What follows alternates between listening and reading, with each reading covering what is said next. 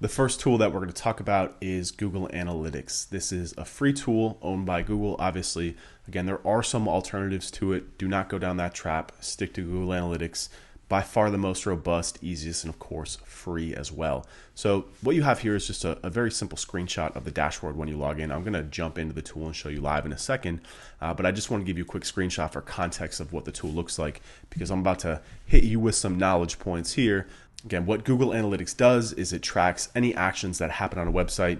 We use this data for a ton of different things when we're doing audits, analysis. If you're taking on a new client, you want to understand what's happened on their website in the past. You check their Google Analytics to see how their marketing has been performing. If you want to do reporting for a client, it's really important to have Google Analytics set up and also tracking the right things, because there's different levels of how you can set up Google Analytics. So if you're working with an e-commerce website that's selling jackets and t-shirts and pants, you want to see how many sales that website gets, and you also want to be able to attribute those sales to different marketing channels like social media, advertising, or of course organic search. And this is really important because when you're working with clients or even just reporting to your boss, if that's what you're using this for, you want to be able to attribute your work to positive results or negative results so you can fix what's going on and right the ship. So without Google Analytics, you can't do that, because again, there's no really other way to track how traffic from Google search, Bing, what have you, is impacting leads, sales, and then traffic to the website. So it's really, really important that this is set up properly, and also that you know how to go into Google Analytics and pull and review data, because a lot of times clients will ask you questions about what's going on. This is the platform that you're likely going to have to review. So I mentioned this in the previous video, but the way that it works is within your Google Analytics account, you will get a tracking ID and a tracking code. This tracking code you need to place on your website. It's a piece of JavaScript. You can just copy and paste it into your code, or again, using Google Tag Manager, which we'll talk about in a coming video. Very simple way to get this code on the website, have it fire, so that way you can track these actions. So some of the key things that analytics will help you understand and answer to are answers to a lot of very common questions, again, that you'll either get from clients or that you'll need to ask in order to understand how to build the proper marketing strategy for a website. So how many people are visiting your website? How are they accessing your website? Where are they coming from? Are they in the US? Are they in India? Are they in Miami? Are they in Boston? Are they in London? You can actually track based on country, city, very granular within Google Analytics. Are they on mobile or desktop or tablet? And then how is also that traffic performing compared to each other? So we can see how mobile traffic performs versus desktop traffic, which is really important to do different types of analysis. We can see how long someone has spent on a website or on a page or on a piece of content, what actions they've taken. Did they click here? Did they convert into becoming a customer? Did they leave right away? We can paint all sorts of different pictures about how traffic is performing once it hits the website. Of course, we can also track how many leads and sales, probably the most important question. How are your services impacting my top line? Well, this is how you'd be able to tell that by just looking at how many sales are coming from Google search. And then we can also get much more advanced. We can do data segmentation, which I'm going to show you how to do. So we can look at different reports, and then we can layer on data segments, which will cut the data and only have it look at it through a certain scope. So for example, we can layer on a data layer for mobile traffic only, or for traffic from search engines only. So then we can look at just how that segment of your traffic is performing. There's also data blending, and then of course reporting on data as well. So let's jump on into Google Analytics and do a live review of the platform. So when you log into Google Analytics and you're on one of your websites, this is going to be the home screen. Now, if you want to toggle between different accounts, that's up here in the right-hand corner. So you might be logged into the wrong email address that the account was shared to. If you click on your face up here, then you'll be able to find out if that is the right one or not. Now, if you're an agency, you'll also likely have multiple accounts in your Google Analytics account. So what happens is when you sign a new client, you're going to want to ask them to share their Google Analytics account with your Google Analytics email. And again, this is also why it's important to use the Google Suite, because you can just set up an email on your domain. We use like analytics@webbers.org.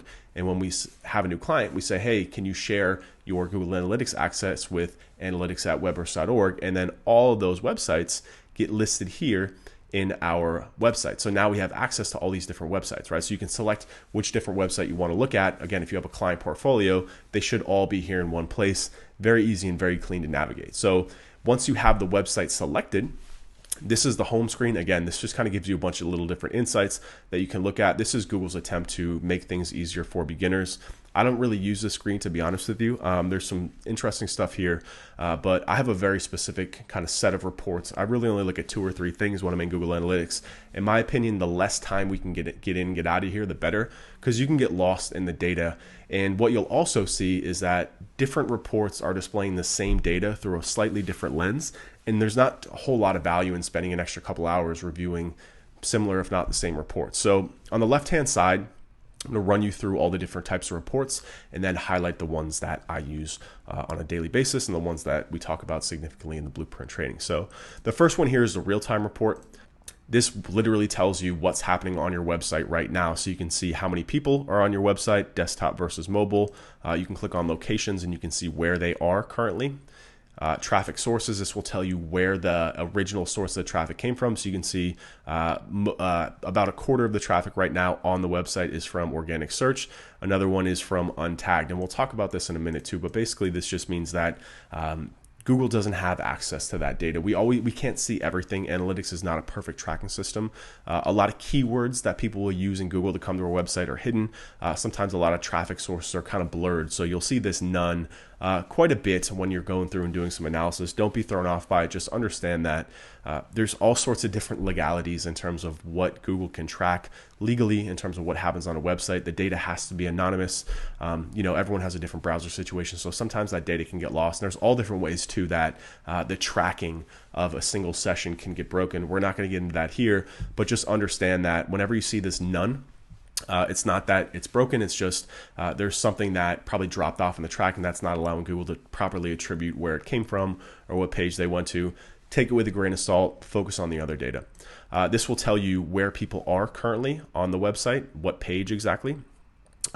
If you set up events, so events are a specific way that you can track actions on your website. So you can see here, we have video play tracking. So we can see how long in terms of people have watched videos on our website. And then conversions down here, this will tell you the different goals. So a goal is like if somebody submits a form or a newsletter, and I'll show you this more in a minute, but if somebody submits a form on your website or if they take a specific action, then you can tell Google Analytics to trigger a goal. So again, a goal is usually more of a lead generation tactic or a form submission, right? So if somebody submits a contact form on your website, you want to track them as a lead. If they submit a newsletter form, right, we can track that as a goal. Or if it's an e-commerce website, we can track it as a conversion in terms of e-commerce, right? So we can see actually how much revenue is generated. And this website that we're looking at now, this is actually for the blueprint training, and it's an e-commerce website and lead generation website. That's why I'm using this as an example, because it's tracking e-commerce data. It's also tracking leads and form submissions on the website as well. So I really don't use the real-time reporting. I don't find a ton of value in it. The only time I feel like there's a lot of value in that is if you're running a lot of campaigns live. If you did like an influencer campaign and you wanted to see how your traffic spiked in real time, or if you're running a lot of ads. But for the most part, from an SEO point of view, I really don't use the real-time reporting. Next up is audience. So what this allows us to do is, surprise, surprise, is look into what's happening with your audience. So you'll see a lot of reports like this in terms of these bar charts. This is a very common report within Google Analytics. This is just basically telling you whatever you see up here, this is what it's tracking in the chart. So users means basically how many people, one user is one session or one website visit, right? So what you can do is change the dates up here in the right-hand corner. Let's say you just want to look at what's going on in the month of May. Then we can look at that. We can also compare it to the previous period or the previous year to see how things have grown over that time period or decreased. So what you can see here is in blue, this is from May of 2020 compared to May of 2019 for the same date range in orange. So you can see that we've grown significantly in terms of users. Sessions, kind of the same thing as users as well here.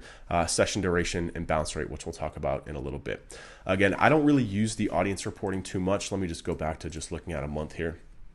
Because I can get the same data, like I said, from other places.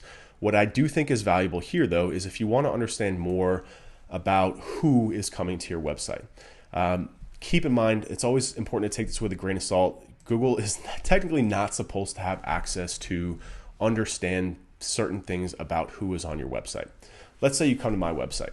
You probably don't want me to know that you're a male, 42 years old who loves football, because what that allows me to do is then advertise and target my messaging to you pretty specifically, to the point where some people get uncomfortable with it, right? It's technically not legal. So Google has to anonymize the data. And what they do though is, if you're using Chrome, then they have access to all this other data, right? So I use Chrome. So Google knows my entire life because I'm doing all my internet searches. They know what websites I'm going to. So if I come to your website, Google has a pretty clear picture of who I am. And what they'll be able to do is guesstimate, in a sense, who I am coming to your website. So it's the same thing with all the people, right? It tells me, as close as it can be, the age range of the people coming. So we can see here the most people here, 46% of the people coming to the Blueprint training are between 25 and 34. Again, this is really important to you because we can understand who our core audience is, right? Who's engaging with our content. It allows us to answer a lot of those types of questions, which helps us to further refine our marketing. You can also see here that my audience is mainly male, 70% male. And what we're going to talk about later too is segments. So if I wanted to, for example, this is looking at all the website visitors coming to all the pages from all the traffic sources. What I can do is I can add a segment here that's only looking at organic traffic, right? So let me just find it. Organic traffic. So I click apply. And then what I'm going to do also, so what it shows you here is what's in orange. So 28% of our website's traffic is coming from organic traffic, and that's showing it to you over here. Pretty much the same data, right? Organic traffic is 48%, 25 to 34. So there's just a small difference here between organic traffic and normal traffic. This is usually the case too. Your organic traffic usually pretty much will reflect what's happening overall on the website. But again, just using these segments, again, when it comes to SEO, it's important to understand how things are performing from an organic point of view, not necessarily everything, right? We really do want to segment to understand the organic performance versus a normal website performance. That's a lot of clients are going to be paying you for anyway. So the demographics report can be interesting. We'll usually use this at the beginning of the campaign. This is good information to get to understand basically kind of like who is coming to a website, the core customer. If it, again, working with clients, this is even more important because you usually don't have that much context when a client signs up. You have a sales conversation with them, and then you start a campaign pretty much. So as much information as you can get about that business, the better it's going to be for the client relationship, but also for understanding how to do a proper SEO campaign for them, like how to target their content, who you're speaking to, etc. The interest, I really don't use this at all. It just kind of gives you affinity categories of who Google thinks that these people are coming to your website based on browser history and stuff like that. I think geo is important because we can understand how people are accessing the website. This is also important because sometimes a client, if they're being difficult, they might say something like, oh, are you sending all of your traffic, all of our traffic, it's going up, but is it coming from India? You can just come here and clearly see exactly where that traffic is coming from to kind of beat back the sense. If somebody says that to you, then they might be insinuating that you're sending fake traffic to their website, or you're using click farms to send traffic to their website to inflate these metrics, right? First of all, don't ever do that. Second of all, I'm teaching you how to combat those objections, right? So the behavior is interesting. What this allows us to do is understand new versus returning and frequency versus recency, just meaning, is this a new person coming to the website? Is this a returning person coming to the website? This is really important because what this allows us to do, to me, looking at, let me get my head out the way, this is the problem. We can understand, this is critical right here. So for the month of May, you see here, new visitors here generated $0 in revenue. But returning visitors, which were about a quarter of the people, generated $25K in revenue for us. So in other words, 100% of our revenue is coming from returning visitors. What does that tell you as a marketer, right? This allows us to really analyze what's going on. This tells us that we need to get people back to the website in order to get them to buy. So now that you know that, you can start asking the right questions, which is, how do we get people who have been to the website to come back? You can do things like remarketing on Facebook. You can do things like capturing their email and then marketing to them via email, right? And the reason why this is because we sell an expensive product, as you guys know. People just don't make a decision to buy a $3,000 information product like that overnight. It's not really an impulse buy, right? So we know that we have to get people back to the website with good content continuously if we want to have them become customers. This is a kind of a complementary chart. It just tells you the count of sessions. And again, what you can do here too is add on segments for people who have purchased. So instead of adding an organic traffic segment, I can say, just show me the people who have purchased, and I can see the most common path. In other words, how many sessions it took them to become customers, right? So again, with that, I can take that information, I can further refine our marketing to say, I need to get people to the website 4 times. The people who buy from us most are people who have been here at least 4 times. So what does that sequence look like to grab somebody as a new piece of traffic, get them to the website, and then continuously get them back with the right content to push them to buy? This is the type of reporting and the data analysis that will help us to do that. Technology is a skipper, just tells you what browser people are using. Mobile is a really good one. Obviously, this will tell us if people are coming from desktop, mobile, or tablet. You can see 70% of our traffic is desktop. And then also, again, here, adding on the segments here to just look at organic traffic is really impactful because, again, then we can understand so we can see here that 80% of our 12% increase, 82% is coming from desktop on organic traffic. If we're getting really advanced here, what this allows us to do is really look at how we're displaying our website's content, right? In terms of mobile first versus desktop first. There's a huge misconception out there that mobile should come first. While I don't disagree with that, you have to consult the data to confirm that. Because let's say we were building a new website for this company and the web designer is like, hey, mobile first is everything. We want to focus on the mobile design before the desktop design. But then we look at the data and we find out that only 16% of new traffic coming to the website is from mobile phones. Why would we focus on that 16% when the 82% is not only more, but you can see it's actually the people who are buying. So we want to cater to the people who are pulling out their checkbooks as opposed to what the headlines of people are saying, right? So again, it's really, really important to consult the data to go through this process when we're working with a new website, just to understand what's happening on a website so we don't make assumptions based on, again, headlines, but we make decisions based on data. That's what we really want to do. The next one here is acquisition. So this is going to be telling us a lot more about how people are coming to our website. So again, this is a chart here that shows us the channel. So direct traffic, meaning they came directly to the website or that their tracking broke and it's getting tracked as direct traffic. You can see organic search here. Then it goes into other, which is just a whole bunch of stuff. Social media, referral traffic, meaning if Forbes wrote like an article about me, right, and then linked to our website, somebody clicked the link, that would be a referral over. Email, and then display is just an advertisement. So you can see how this breaks down a little bit more here. What I like to do is I'll come in here to source medium report, but let's just run through these real quick. This will just give you more, again, more insights on, this is a different view to look at the different segments of traffic. You can just see a little bit more clearly about what's driving revenue. Also, too, this is important. So when I was talking about the difference between a website, like let's say, for example, your agency website, that's a lead generation website. People come to that website, they submit a form, and they become a lead. We'd want to track that with what's called a goal. So the goal here, you can see here, we have a demo. That's basically a lead for us. We can see, we can just filter for that goal to see how many people have scheduled demo calls, rough month for demo calls. So you can track goals here, and then also e-commerce as well. If it's an e-commerce website that sells products and there's an actual exchange of money on the website, if that's happening. The next report that I'll use here is a source medium report. Really, really impactful report. This is one of my favorite, probably top 3 reports in here. Again, filtered by the dates. You can add segments on here if you want to.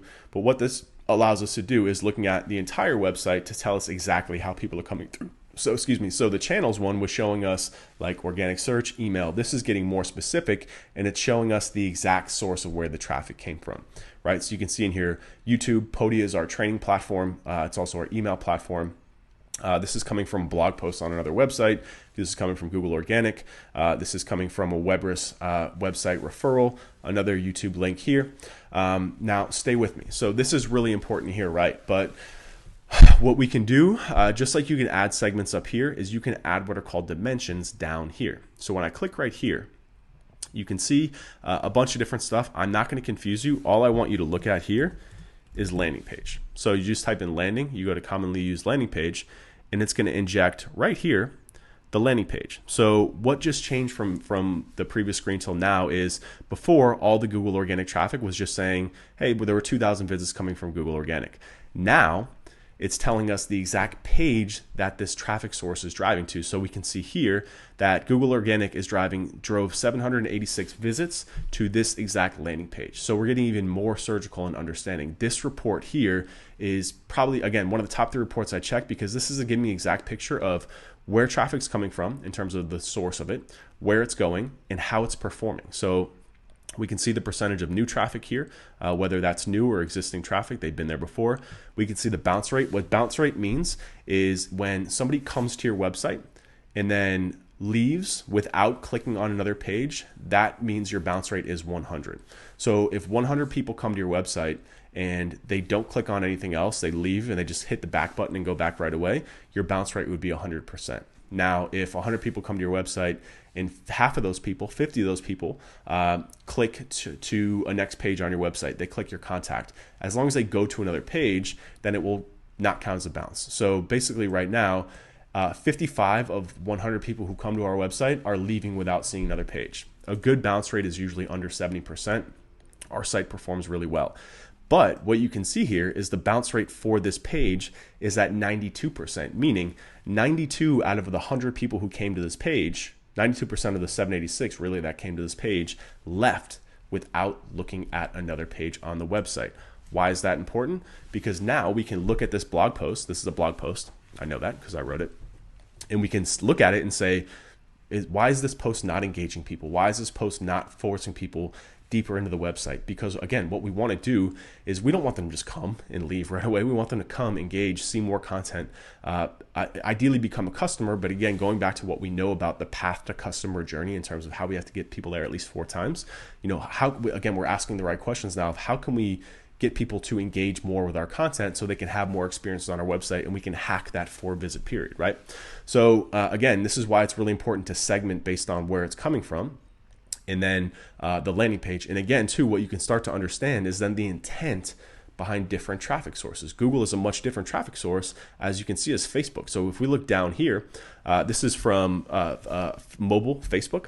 It sent 183 people, and the bounce rate here is 44%. That's less than half of this, right? So we can start to understand how traffic performs from different mediums. Sometimes there's nothing you can do. If you think about it this way, if you're searching for, this is actually perfect timing. If you're searching for the difference between SEMrush and Ahrefs, that's a very common search from people in your position. They want to understand which tool to buy.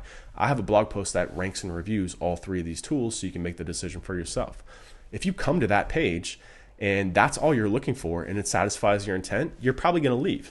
And that's not necessarily a bad thing, right? Because if you came to the page, you read the content, and then I answered your question, then that's all you came there for, right? You're not necessarily going to become a customer off that.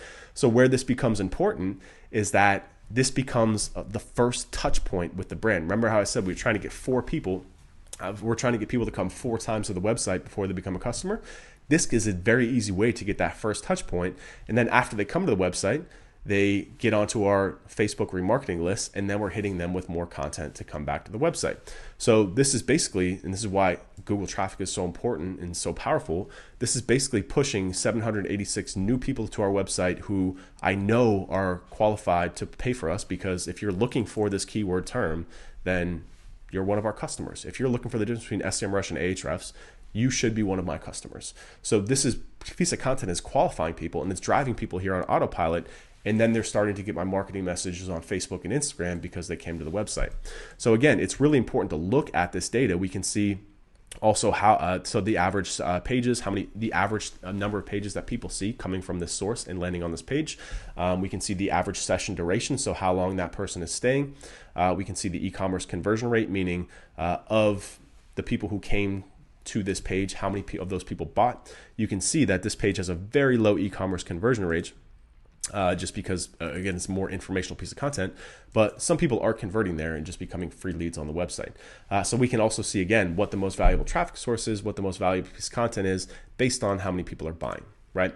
But again, what you can see here is that most people, the most valuable page and traffic source is Google Organic coming to the homepage. But when we look at the number of people who are new coming back there, it's very low. What that's telling me is that people have made the decision, they're coming back through the homepage to buy the program, just Googling the Blueprint training. I know that for a fact because I've done months of data analysis on this. So very important report. Again, this is a top 3 report that I check all the time. The referrals report is important because what this will tell us is who is referring traffic to us just at a more granular level. Link building is a really important part of SEO, meaning other websites that are talking about us and linking back to us. This is how you can see if those links are driving traffic. So actually, to be honest with you, I don't check any of the other reports in here. The Search Console report, I just go right into Search Console. I don't even use it. I'm not running any Google ads. And again, we're talking about SEO here. None of these other things are important for SEO for this point, right? So the next one up is the behavior section. Now, this is what I said before, when there's different reports that you can look at that are giving you the same data, just kind of displayed a little bit differently. The one that I look at here is the landing pages report. The landing pages report is pretty much the exact same report as the source medium report, just looking at landing pages first. And then if you're more comfortable looking at landing page first, again, this is just telling you which pages are driving the most traffic, not by traffic source. You can come up here to secondary dimension and type in source medium, and you're going to have the exact same report, just sliced a little bit differently than the report that we just looked at. So this report, again, when I come into Google Analytics, I actually prefer looking at landing pages first. It's stupid, I don't know why.